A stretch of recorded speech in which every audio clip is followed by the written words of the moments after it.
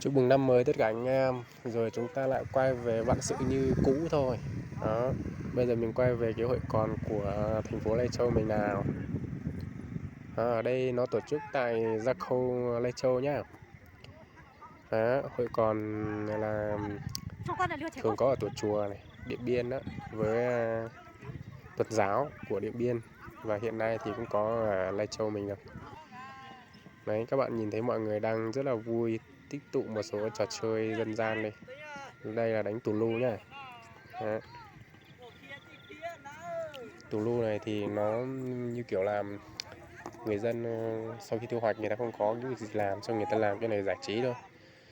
Mặc kệ Covid của các tỉnh khác như thế nào, nhưng mà Lai Châu mình vẫn chơi hết ngày 15 nhá. Đấy là tin đồn thôi, còn tin chính xác thì không biết là như thế nào.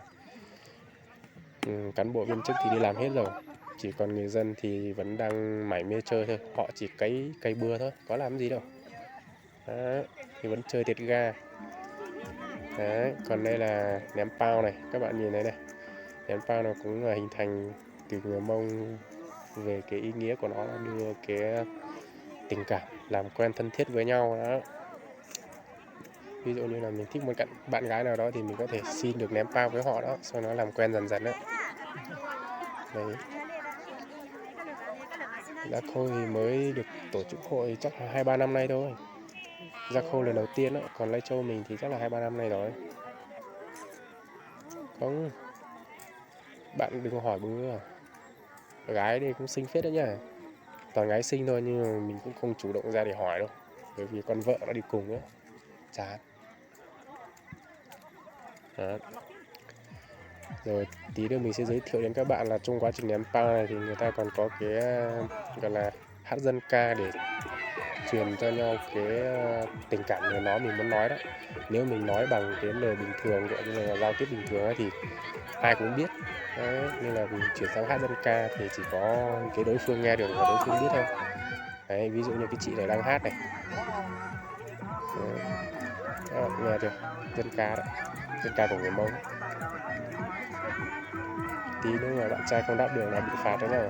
Một là uống rượu, hai là lấy luôn đó. Nhưng mà nếu mà có người có chồng rồi thì thôi, người đang chấp phạt thì nặng nề rồi, nếu người chai nước uống được thôi. Xong là một lát nữa các bạn sẽ nghe thấy một đàn ông người ta tiếp cái dân ca đấy trả lại đó, giống như kiểu vế đối đấy. Hôm nay mình nhìn thấy trong cái hội cờ này có rất là nhiều người đó, kể cả các bạn là người Kinh cũng có, người dân tộc khác cũng có đến đây để xem. Tuy nhiên là mình cũng không biết thuyết minh nữa, thì mình sẽ dừng ở đây thôi để mọi người tự xem. Đấy, xem làm như thế nào nhé.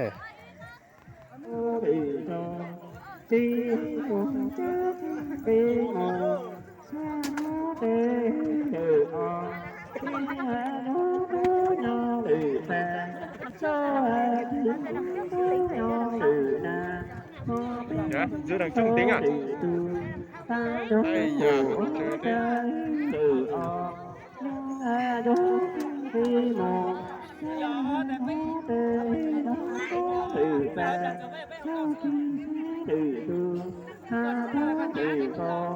Ủa, ra tiến lên với Mạo.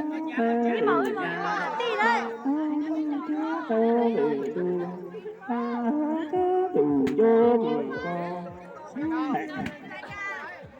Trên nó cả cơ mồ sa đô đi cơ chi cả riêng cơ mồ sa đô tên đời ho đi đô đô đi sa sa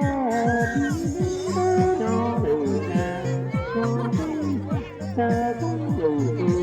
sa Bây giờ dùng nhóm để nó tàn nó cả. sa chi đô đô thế mà ta đôi đi từ không mặt xe tắm từ ta đi cho hè xe ta cơ mồ sa đô đi đô đi hè mồ sa thế đời o đi hè thứ ta đi đô